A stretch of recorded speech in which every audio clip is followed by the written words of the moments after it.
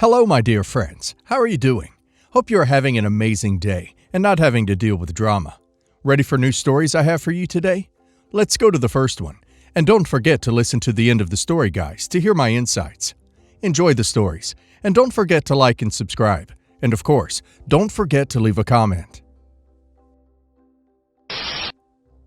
I, 27 female, have always had a complicated relationship with my family. They're incredibly traditional, controlling, and obsessed with appearances. But what they've done this time has crossed every line imaginable. And now my family is torn apart, with my brother blaming me for everything. Here's what happened. My family has always been strict and overly involved in every aspect of my life. My parents, especially my mom, have this obsession with crafting the perfect family image. My siblings and I were raised to prioritize family above all else, which, in their world, meant obeying their every whim and sacrificing our own happiness to make them look good. From a young age, my parents had a specific plan for my life. I was supposed to marry someone from our community, settle down close to home, and be the kind of daughter they could proudly show off to their friends. They even had a candidate in mind, Daniel, 28 male, the son of their closest family friends. Daniel is everything my parents could want in a son-in-law. He's handsome, successful, and comes from a wealthy, well-connected family. The problem? I've never been interested in him. He's not a bad guy, he's just not the guy for me. We have nothing in common, and every interaction with him feels forced and awkward. But my parents didn't care about that. Over the years, they orchestrated countless coincidental meetings, family dinners, and social events to push us together. It became a running joke between my siblings and me that my parents were trying to marry me off like it was the 1800s. I laughed it off at the time, but their persistence only grew stronger as I got older.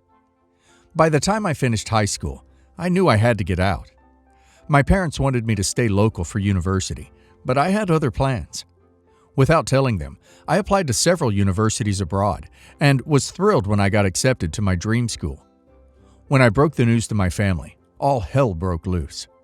My mom cried, accusing me of abandoning the family and running away from my responsibilities. My dad outright refused to pay for my tuition, saying, "Why should I fund you running away from us?" Even my siblings piled on, with my older sister calling me selfish and ungrateful. But I didn't back down. I took out loans, worked part-time jobs, and made it happen on my own. It was the hardest thing I've ever done, but it was also the best decision of my life. For the next 5 years, I built a life for myself abroad. I earned my degree, started a career I love, and met my now fiancé, Alex, 30 male. Alex is the love of my life, and I can't imagine my life without him. He proposed to me last month, and I couldn't be happier. A few weeks ago, I received an invitation to my sister's wedding. Despite everything, I was excited to go. I hadn't seen my family in 5 years, and I thought this might be a chance to reconnect and start fresh. When I mentioned the wedding to Alex, he was eager to come home with me. But when I asked my sister if he could be invited, she said no. She claimed their wedding budget was tight and that they were only inviting close family. While I was disappointed, I tried to understand. Weddings are expensive, and I didn't want to make a big deal out of it. Then, just a week before the wedding, I received an email from my younger brother, Sam, 25 male. Sam and I have always been close. He's the only one in the family who supported me when I decided to leave for university. His email was short, but packed with a punch. He told me our family was planning something behind my back. According to Sam, they had come up with a scheme to sabotage my relationship with Alex. Their plan? To get me drunk at the wedding and set me up with Daniel. They wanted to stage compromising photos or videos of us together and send them back to Alex as proof that I wasn't loyal. But it didn't stop there. Sam also said they were planning to steal my passport so I couldn't return abroad, essentially trapping me at home. I felt like the floor had been ripped out from under me. I knew my family could be controlling, but this was something else entirely. I called my sister immediately and told her I wouldn't be coming to the wedding. She was furious, demanding to know why. At first, I tried to stay vague, saying I didn't feel comfortable attending. But she kept pushing, accusing me of thinking I was too good for the family. Finally, I snapped and told her everything I knew. Her response was deafening silence, followed by a furious outburst. She accused me of being a delusional snob who thinks everything revolves around me and ruining her wedding. She denied everything at first, but then backtracked, saying, "We were just trying to do what's best for you." I hung up, furious and hurt. Not long after, Sam called me in tears. Apparently, after my sister confronted my parents, they realized he was the only one who could have told me about their plan. They disowned him on the spot, accusing him of being a traitor. Sam is now staying with a friend, and he's furious with me. He says that if I just quietly skipped the wedding, none of this would have happened, and he wouldn't have lost his family. I feel terrible about what's happened to him, but at the same time, I can't bring myself to regret exposing their plan. I've officially cut ties with my parents and sister. Their actions have shown me that they don't care about my happiness. They only care about controlling me. As for Sam, I'm trying to support him as much as I can. I've offered to help him financially or let him come stay with me, but he's still too angry to accept. I understand why he's upset, but I can't help but feel like the blame lies with our parents, not me. Alex has been my rock through all of this, reminding me that I deserve to be treated with respect and love. I'm so grateful to have him in my life, and I refuse to let my family's manipulations ruin what we've built together. I can't shake the guilt over what's happened to Sam, but I also feel like I had a right to protect myself and my relationship. Should I have stayed quiet and handled things differently? Or was I justified in standing up for myself, even if it cost Sam his relationship with our parents? Well, OP's family is absolutely out of line for trying to manipulate OP and sabotage her relationship. There's no excuse for their behavior. But OP didn't handle this perfectly either. OP knew her brother was the only one who could have told her about the plan, and by confronting her sister, OP effectively outed him. Sam clearly trusted OP to protect him when he gave OP that information, and instead, he's now been disowned and cut off by the family. In my opinion, OP could have just quietly skipped the wedding and kept what she knew to herself, while still protecting her relationship with Alex. I get that OP was hurt and angry, but next time, OP should think about the consequences for the people stuck in the middle of these toxic situations. Sam didn't deserve to lose his family for trying to help OP. And now let's hear the community's opinion. Let's get one thing straight. Your family didn't just cross a line. They blew it to smithereens. Trying to sabotage your relationship by setting you up with someone else and trapping you at home is manipulative and aggressive. You had every right to protect yourself and your fiancé from their toxic behavior. As for Sam, while I feel bad for him, the blame lies squarely on your parents and sister. They put him in an impossible position, and the fact that they disowned him for doing the right thing speaks volumes about their priorities. You're not responsible for their cruelty. They are. Good on you for standing your ground. You're building a life for yourself on your own terms, and that's something to be proud of. Not the a-hole. Your family's actions were despicable. Planning to get you drunk and stage compromising photos? Stealing your passport? That's not just manipulative. That's downright criminal. I'm horrified that they would go to such lengths just to force their outdated ideals on you. I feel for Sam, but he made the choice to tell you because he knew it was the right thing to do. He's just dealing with the fallout now, and while it's unfair, that's on your parents, not you. Give him time to process everything. Not the a-hole. Your family isn't just toxic, they're dangerous. Stealing your passport and trying to sabotage your relationship isn't just morally wrong. It's controlling and borderline illegal. The fact that they feel justified in doing this, for your own good, is terrifying. As for Sam, I understand why he's upset, but he's misplacing his anger. Your parents disowned him because he exposed their manipulative behavior, not because you confronted them. I hope he realizes that in time. I've been getting a lot of mixed opinions from family and friends on this topic. Recently, I had a family get-together at my house. Me and my husband host these get-togethers once a month to catch up with family and our close friends over a shared meal. There's usually around 10 of us, and we were all very close. This past get-together, my son L brought his girlfriend S of a year with him. I never had any problems with my children bringing their partners to these get-togethers. I have never really liked S, but I try not to allow that to affect my son's relationship with her, as it isn't my place. My husband also doesn't have the best views of S. We have our reasons for our dislike of her.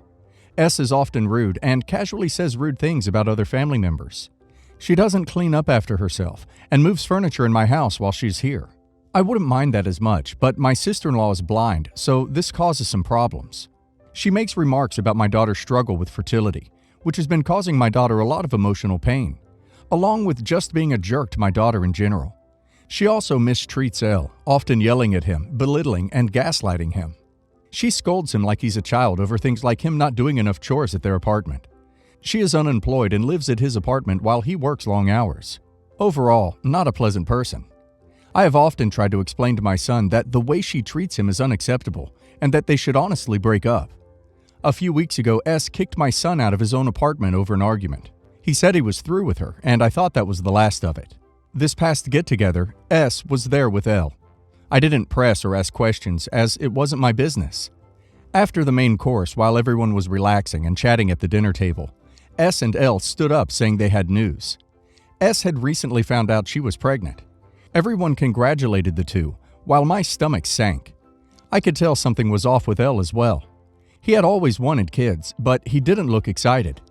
S began talking about how excited we must be to finally, after so long, be having our first grandbaby. My daughter looks upset, but still congratulated her. Me and my husband just stayed quiet. We quietly congratulated our son, who looked miserable before bringing out dessert. Recently, I've been getting a lot of angry texts from S saying how disappointed she was in us for not being over the moon about our first grandbaby, and how we didn't seem all that thrilled. She accused us of hating her and being R towards the mother of our grandchild. I am not white. And how we would have no contact with her or Elle until we apologized. A couple of friends and family have said I should have just sucked it up, but I don't think I was in the wrong. I'm worried about Elle, who I haven't heard from since the get-together. So, am I the a-hole? Not the a-hole. You didn't even say anything mean. You didn't make a scene. You said congratulations quietly. What the hell did she expect? Confetti to rain down on her head? Good Lord. I cannot even begin to comprehend how someone can be so glaringly awful to move furniture around a home that isn't theirs, knowing there is a blind person depending on the setup. Wow. Just wow. Not the a-hole. What a total mess. It looks as if Elle feels stuck, and I guess he is. I can't stand this woman, and I have only read about her. I can't imagine what you must be feeling. I can see why you're not excited about this grandchild. It's not the child's fault, but it certainly messes up a lot of lives. You have my sympathy. Not the a-hole. If you have a way of reaching out to your son, I think it would be okay if you tell him that you're there if he's ready to talk, and that there are always options. Maybe he'll hear you, maybe he won't. Either way, he's an adult, and it'll be up to him to take a first step. Really unfortunate situation all around. When I, 24 female, was 12, my dad, 43 male, cheated on my mother, 42 female, with my godmother Mary, 46 female. Mary and I always had a good relationship, and I saw her as a second mother figure. Mary is infertile and always told me that I was like her own daughter. I saw how badly my dad's cheating hurt my mom, so I started to resent him and Mary. I started seeing my dad and Mary twice a year and refused to see them on birthdays or holidays. When I turned 19, my dad expressed how badly he wanted to see me on Christmas, so I decided it wouldn't hurt to see him and Mary. When I was at their house, my mother came into a conversation, and they talked about her with so much hate. Mary said things about how she thought that at first, she thought my mom, who was dead at the time, being diagnosed with breast cancer was a joke, because she always knew my mom was an attention seeker. I went very low contact with my dad and Mary after that. I'm getting married in a month, and a cousin on my dad's side, who I was still on good terms with, told my dad and Mary. I was immediately bombarded with texts from Mary and my dad telling me how hurt they are and how I took away a big experience from them. I do feel bad because I am taking away a big experience from my dad to walk me down the aisle, and since he refuses to adopt and Mary is infertile, he won't get this opportunity. Some friends and people on my dad's side say that I should stop holding a grudge, and that the only person who had a problem with Dad and Mary's relationship was my mom, and now that she is dead, I shouldn't care. I'm very stuck here, and I don't know what to do. I'm getting mixed answers from everyone, and I don't understand if I did anything wrong. I wanted to get unbiased answers. Not the a-hole.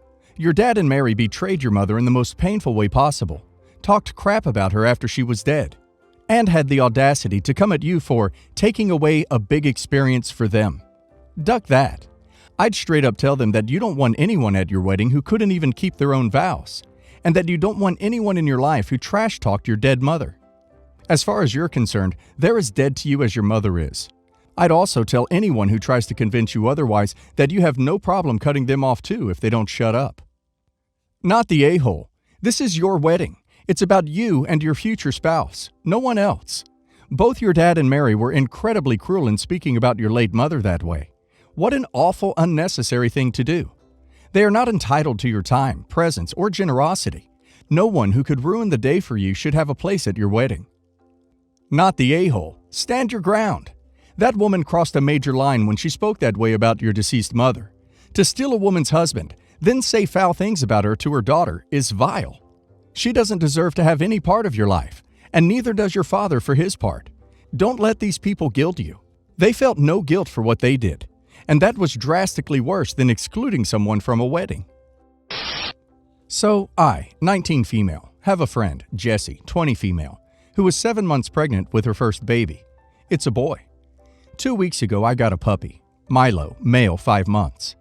I have always loved the name Milo, and my friend knows this. Me and her have talked about what we would name our kids, and I always said Milo. But I don't have kids, so I named my dog Milo. She's never showed interest in the name, and said she didn't really like it. A few days ago, she came over to meet him, but I hadn't told her the name. I told her that instead of waiting for a baby, I'm using Milo as the name of my adorable fur baby. I had already gotten tags and collar for him. She was really quiet, and I asked what was wrong. She said, "I'm naming my son Milo. You can't name your dog that. I don't want my baby named after a dog." I told her that you knew I loved the name. You've never liked it anyway. She said that her baby's name was more important than a dumb animal's name. She told me that her and her boyfriend had already bought shirts with the name on them, and they had already told their families about it. I told her that she knows why I love the name. She proceeded to tell me that I needed to change it and that the dog wouldn't care what its name was.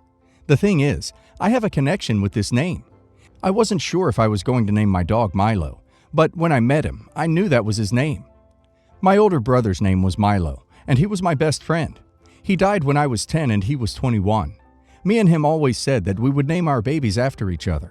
When I met my dog, his eyes were almost the same color as my brother's. I miss him so much, and I figured I could still use the name for my future baby's middle name.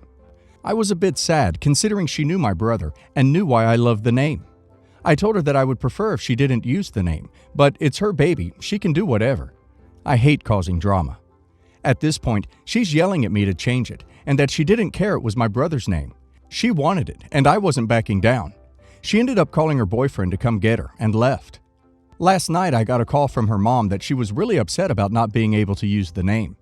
Her mom said that it's just a dog. I don't have to be so attached. I told her mom, this is my dog, named after my brother. She can do what she wants. I don't care. A few others in her family are saying that I'm an a-hole for stealing the name and that she loved it and had been talking about it for months. So, am I the a-hole? Not the a-hole. No one cares if your baby shares a name with some random dog. Also, you can't steal a name when you don't know someone else is planning on using it. Not the a-hole. You didn't steal the name. You had already said you would name a future child Milo. Your friend is attempting to steal it because she got pregnant first and, for some reason, thinks she has the right to the exclusive use of the name. She has some nerve knowing its history. I wouldn't back down if I were you. I, female, 44, am on the smaller side, 5 foot even and 108 pounds. I fly often for work, and this is the first time this has happened. I boarded a flight from Toronto to Vancouver, 5 hours, and was in an aisle with the seat beside me being the window. My seatmate arrived, and she was an extremely larger woman. I got out of my seat so she could pass to sit beside the window. Said hi, trying to be friendly, to which she replied, "I'm not here to make friends." Raised the armrest and sat in the seat. As she sat and settled herself, she was 1/3 in my space. I sat back down and her thigh was pressed against me. Her arm was resting on my chest, and I was crammed into my seat leaning into the aisle. I reached over and pulled down the armrest, which effectively pressed her into the window, bulkhead, so the bulk of her was off of me. She started screaming that she had no room, and I was assaulting her, and generally causing a huge scene. I waited until she took a breath and calmly told her that I can't even sit in my seat, and she was literally on top of me, and she then started screaming that I was fat-shaming her. I once again calmly told her that I had purchased a seat and can't sit like that for 5 hours. Even with the armrest, she still had her leg and arm on me. And her reply was that I was small, so it's not like I even need the full seat. So I replied, saying how if she doesn't like people commenting on her body, why is she commenting on mine? She lost it. Not wanting to become a TikTok sensation, I, at this point, called over the flight attendant and asked her to resolve the issue. She took one look at the raving, swearing, frankly out of control woman and offered to move me to business class. My friends and family are divided on how I handled it, so taking it to the unbiased opinion of you guys. So, am I the a-hole for not sucking it up? Not the a-hole. I'm smaller and this has happened to me too. People are not entitled to your seat because they can't fit in their own. She should have bought a second seat or a business class, first class seat so she could fit. Airline pilot here, not the a-hole. I'm sorry you had to deal with this. It sounds like you handled it the best way you could have. I suspect the larger woman's goal was to get you to move. If a person does not fit in the seat, they need to either purchase a first class ticket or a second seat. I believe most airlines offer a discounted rate for a second seat. When dealing with people on airplanes, try a short adult-level discussion, then get the crew involved. It sounds like that's exactly what you did. I came across this while on my quest to find answers as to why my oldest daughter behaves this way and feels the need to hurt her mother so deeply. My daughter and I have always had a complicated relationship ever since she was a child. She was often strong-willed, overly confident, and was frequently in trouble with her teachers for being too social during class. We often had to teach her manners and reinforce good behavior while making sure she didn't grow up to be too arrogant. She has always suffered from mental health issues and has convinced herself of things that never actually happened. And when she married her husband and got pregnant with her first child, she suddenly told me she didn't want me visiting her anymore. I told her she has broken my heart, and I'll give her what she wants then, which is space. When my grandchild was born, I found out and tried to initiate a relationship with my grandchild, but she always prevented it and kept them from me. She would send me elaborate Reddit posts claiming how aggressive I was to her that bordered on dramatic and delusional. She never wanted to be a mother, I believe, and that's why she doesn't want me to know my grandchildren. After repeated letters and emails to my daughter, she kept ignoring me to hurt me. My heart is constantly broken, but I don't want her to think I'm not trying. It's been 6 years since she spoke with me, but friends and family usually update me on how she's doing. I found out through my ex-husband that my daughter is pregnant again. I was deeply hurt by this, as my sisters and mother were all aware, yet I wasn't told until after she had already gave birth to my grandson. I told my sisters that I am deeply hurt that they contributed to hurting me and participating in activities designed to hurt me. I told them that they should have told my daughter that they wouldn't keep her pregnancy a secret and exclude her mother, since they would hopefully say that they love.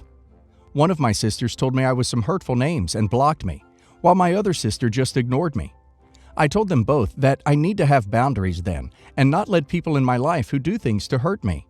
My mother told me some more hurtful things and that I am in the wrong. I don't think I am, and I genuinely don't understand where all this animosity towards me for just being a loving mother who tried her best came from. The fact that you're not elaborating, gloss over her mental health, and this entire post has more me's in it than a Nintendo Wii game is a glaring red flag that, yes, the a-hole. Your grandkid's life is about them, not about you. Seriously, this reads like an entitled parent post. Yikes, you sure use the words "to hurt me" a lot. Do you really think the world is revolving around you and people live just to hurt you?